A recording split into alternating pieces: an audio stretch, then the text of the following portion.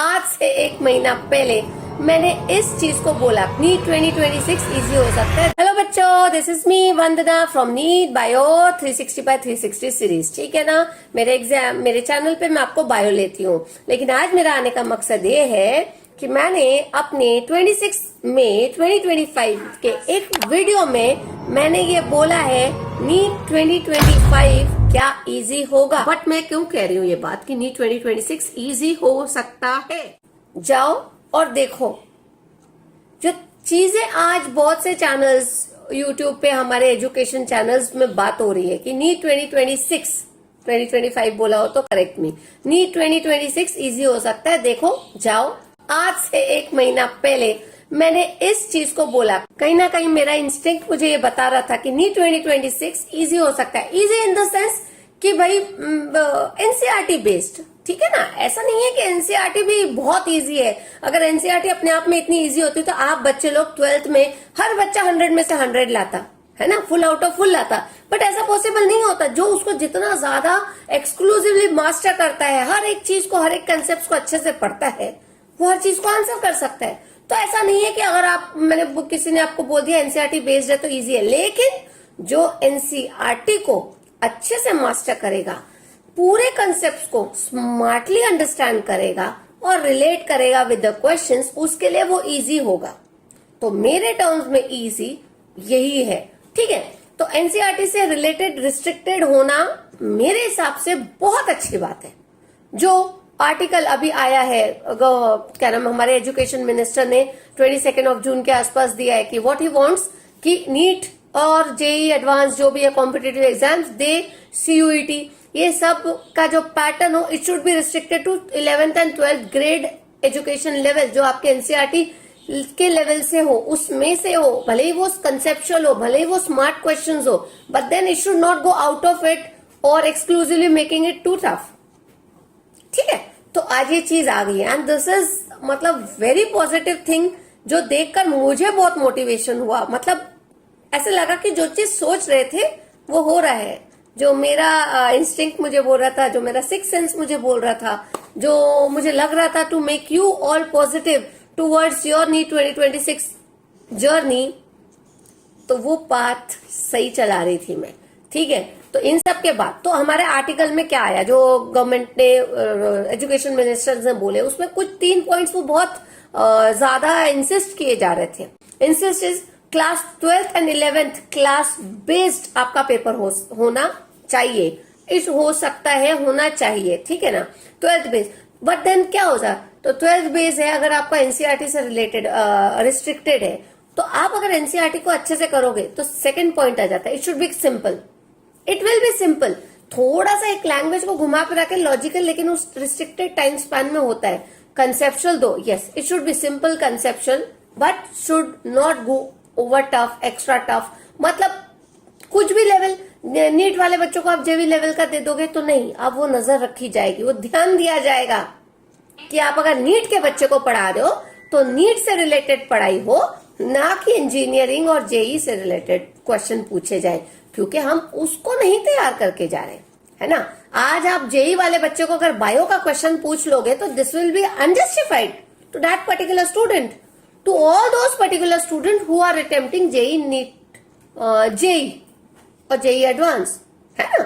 तो आप जेई वाले बच्चे को बायो नहीं पूछ रहे, बायो वाले बच्चे को इतना एडवांस लेवल का आप कैसे पूछ सकते हो।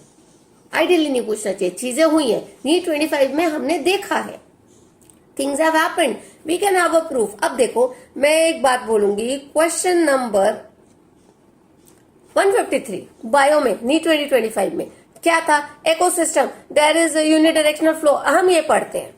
बट न्यूटन्स सेकेंड लॉ को आप बायो से रिलेट कर रहे हो। ठीक है, वहां हम भी सोचे ठीक है कैसे रिलेट करना, कैसे रिलेट करना। अरे बट देन क्या, ये बायो की एनसीईआरटी में बीट 11th और 12th कहीं है, कहीं नहीं है, बिल्कुल नहीं है। तो आप इसको, आपके फिजिक्स को, आपने फिजिक्स और केमिस्ट्री को, फिजिक्स और बायो को कंबाइन करके बायो में क्वेश्चन डाल दिया।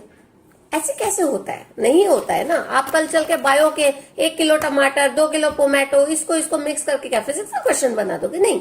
तो things are made complicated, made extra tough, मैं इसको टफ ही नहीं बोलूंगी, कोई मतलब इलॉजिकल था तो हुआ, इट हैपेंड, है ना। मैं और क्वेश्चन नंबर बोलती हूँ 68, 76, उन्होंने उसको बहुत टाइम कंज्यूमिंग कर दिया। जैसे कि I take out 176, each of the following characteristic represent kingdom. ये क्वेश्चन आर.एच. विटेकर हमने अच्छे से पढ़ा है, अनडाउटेडली सबको फिंगर टिप्स पे होता होगा अनडाउटेडली। लेकिन आज आपको 5 A to E question points को पढ़ना है, फिर उसको सीक्वेंस में अरेंज करना है। यार लेंदी 60 सेकंड में हमको एक टाइम, क्योंकि वही समय बचाकर हमको अगर यही चीज घंटे भर से ज्यादा ले लेगा तो इस टाइप से बहुत क्वेश्चन को हमने इन्होंने मतलब ये डिफिकल्ट नहीं है, बट इन्होंने इसको लेंदी कर दिया। इसी टाइप का lengthiness they have given into our physics also. तो ये चीजें हुई है जो जस्टिफाइड नहीं रही है। Third question, equal chance that every student should get, सब बच्चों को इक्वल मिलना चाहिए। अरे यार इक्वालिटी की तो बात हम हमेशा करते हैं ना, हर बच्चे को एक इक्वल चांस सही मिलना चाहिए। आप एनसीईआरटी से वो लगाओ, हर बच्चे को पता है मुझे एनसीईआरटी करनी है, आप उसको एनसीईआरटी को मास्टर करना है, उसको एक्सपर्टीज करना है, और so you are getting an equal chance. ऐसा नहीं है कि हर आप डिफिकल्टी लेवल कोई जेई की भी बुक पढ़ लो, बीएससी की भी बात, BSc first year, second year, third year, second year के कुछ क्वेश्चंस बने वो भी पढ़ लो, ये पढ़ लो। इस बार मैं यही सोच रही थी कि क्या इतना ज्यादा, मतलब कोई लिमिट रखनी है कि नहीं रखनी है। तो चलो एजुकेशन मिनिस्टर ने हमें एक लिमिट तो दी है, अब उनको ये ध्यान देना है कि सही में जो लिमिट वो दे रहे हैं उस लिमिट में हो, और शायद वो उसमें बिल्कुल करेंगे। वी डेफिनेटली हो, क्रॉस फिंगर्स की चीजें जस्टिफाइड रहे बच्चों के लिए, एनसीईआरटी रिस्ट्रिक्टेड रहे। भले आप डिफिकल्टी एनसीईआरटी में लाइन टू लाइन कितने प्यारे क्वेश्चंस बन सकते हैं, बहुत बन सकते हैं, आप वहां बनाएं, बट इट शुड बी आप जो टाइम स्पैन में हो, ठीक है। स्मार्ट बच्चा करे, नहीं करेगा एवरेज, कहीं तो आपको टाइट्रेट करना है, डिफिकल्टी लेवल रखना है, आपको एक कट ऑफ का एक स्टैंडर्ड मेंटेन करना है, उन बच्चों को बनना है। लेकिन ये चीजें जो अब बोल रहे हैं एनसीईआरटी रिस्ट्रिक्टेड है, आप बच्चे लोगों को एक रिलैक्सेशन लेवल जरूर मिलेगा। जो बच्चे डिप्रेस हो रहे थे, परेशान होते थे, क्या करना क्या नहीं करना, सब कुछ करने के बाद भी वो अपने परफॉर्मेंस में, अपने मॉक टेस्ट में नहीं वो कर रहे थे, now they will definitely feel relaxed. और देखो नीट 2026 इजी, अगर आपका एनसीईआरटी बेस्ड आता है और अगर आप एनसीईआरटी को मास्टर करते हैं, बीएस फिजिक्स, केमिस्ट्री, बायोलॉजी, तो नीट 2026 को इजी बोलने से मैं नहीं बोलूंगी कोई पीछे हटे। इट वुड बी इजी अगर वो रिस्ट्रिक्टेड एनसीईआरटी से है और आप उसको मास्टर करते हो, तो वो आपको फिंगर टिप्स पे होने लगेगा, डेफिनेटली होगा। Go ahead, have positive attitude, और आप लोग इसको बहुत अच्छे से कर लोगे, ठीक है। एक बहुत अच्छी साइन है कि कहीं तो कुछ कंट्रोल आए चीजों पे, है ना, डिफिकल्टी लेवल पे, वरना वो हर बार बढ़ती जाएंगी बढ़ती जाएंगी बढ़ती जाएगी, कहीं कोई रोक नहीं रहेगा। So now we are looking expecting that things are definitely working in the right direction to make it logical, sensible, justified, giving equal chance to every student, being restricted to NCERT, जो हमेशा से बोला जाता था, पर हमने past में देखा। अभी वो पास्ट ईयर्स के भी क्वेश्चंस को एनालाइज करने वाले हैं, सही में कैसा कैसा हुआ है, ठीक है। इससे रिलेटेड नीट 2026 को और आसान कैसे करना है तो मैं आगे की वीडियोस डालूंगी, लेकिन उसके लिए मुझे आप लोगों का बहुत मोटिवेशन चाहिए। Motivation in terms of messaging me, motivation in terms of subscribing my channel, and motivation in terms of sharing my views, my positive energy to all the students of NEET 2026, ठीक है ना। फिर मैं exemplar questions वगैरह भी डालूंगी, आप NCERT के भी वीडियोस डालती हूँ। अब हमको रिस्ट्रिक्ट करना चाहिए एनसीईआरटी को, सही तरीके से पढ़ना, एनसीईआरटी की लाइनों में से क्वेश्चन ढूंढना, एग्जाम्पलर क्वेश्चंस निकालना, उसके इंडेक्स को, समरी को अच्छे से करना, पहले उसको मास्टर कर लो। मैं बोल रही हूँ अगले 1 या 2 महीने में ना आप फिजिक्स, केमिस्ट्री, बायो की 11th और 12th की एनसीईआरटी को मस्त कर लो, उसके बाद अपना डिफिकल्टी लेवल बढ़ाओ। मैं ये नहीं कह रही हूँ कि रिस्ट्रिक्ट होकर शांत हो जाओ, 2 महीने पढ़कर सो जाओ, नहीं नहीं नहीं, पढ़ते रहो पढ़ते रहो, नॉलेज नेवर गोज वेस्ट।